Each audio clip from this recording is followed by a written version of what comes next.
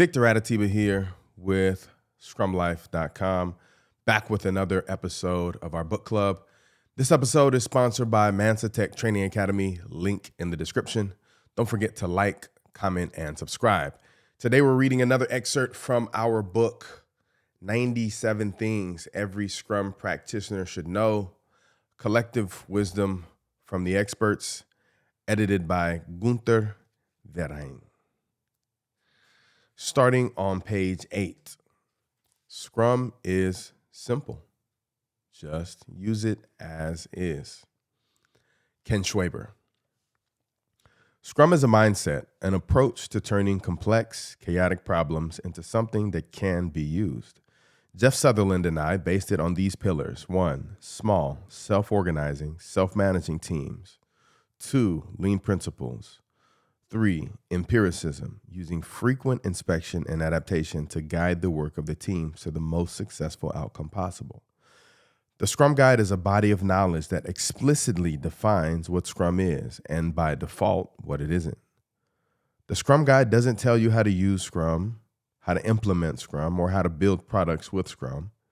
People learned what Scrum was and how to use it by taking courses, going to conferences, reading books and blogs, etc., but primarily by trying to create useful things from visions, concepts, and desires using their understanding of Scrum.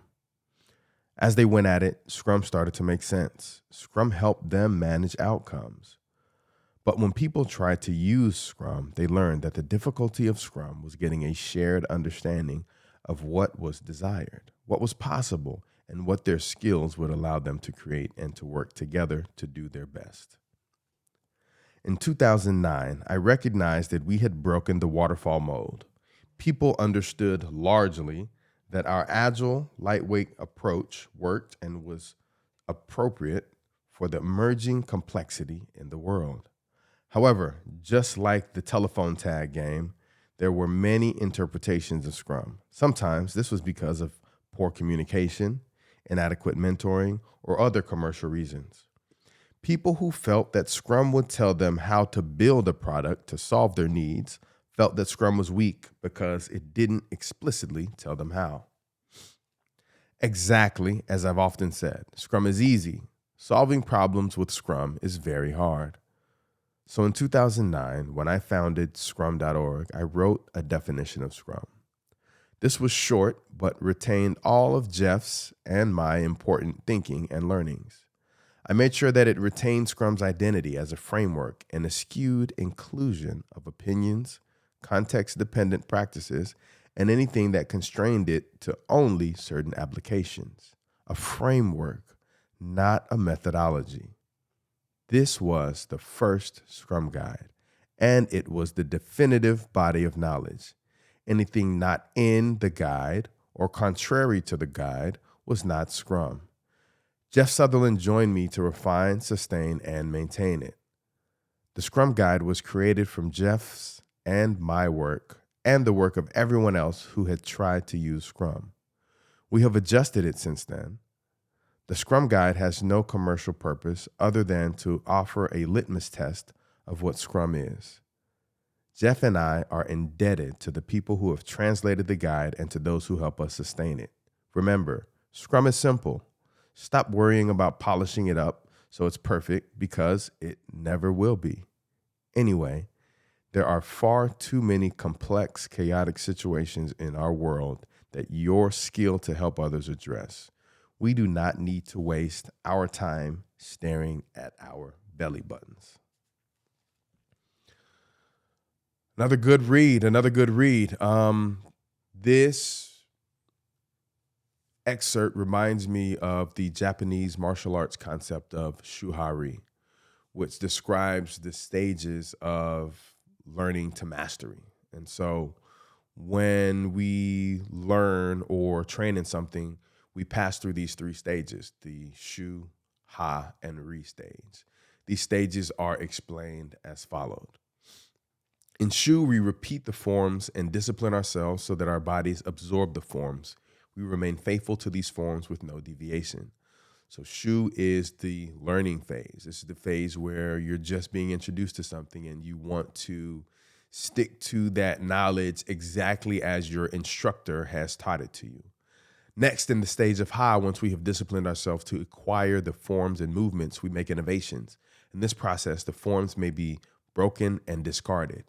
As you move through the high stage, you have and gain kind of your own understanding of it, and you can make innovations in that learning. And so this is how people who are not necessarily in the learning stage, but I would say in the owning stage, make a process their own. And then finally, in we completely depart from the forms, open the door to creative technique, and arrive in a place where we act in accordance with what our heart and mind desires, unhindered while not overstepping the laws. And so I would say in the phase, this is where you fully make it your own. And so you're no longer even thinking about the other two phases, but this is all you. You're on autopilot. You are now able to do the action that you have recently learned without even thinking about kind of what you've been taught or the fundamentals or what you may or may not be doing wrong. You fully own this process. And that's what teams have to do with Scrum. When I'm coaching teams, I encourage them to go through the 3 stages of Shuhari. If we feel like maybe certain ceremonies or certain actions that were included in the original Scrum guide no longer serve the team or don't serve the team in the first place, let's first go through it as prescribed exactly and learn those takeaways on our own. Let's not come in with any assumptions about what the ceremonies are. And so once the team has followed Scrum exactly, then we attempt to deviate just a little and make it our own. And finally, once we've mastered Scrum, right?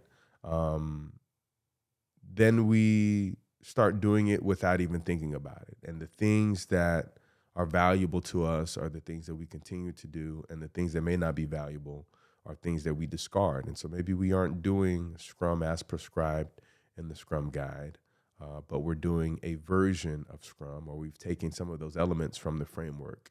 And because we are agile, we apply them as we need to in our organization and on our team. Enjoy today's episode. Leave me a comment. Tell us what you think. Looking forward to seeing you in our next episode. Don't forget to like, comment, and subscribe. Thanks.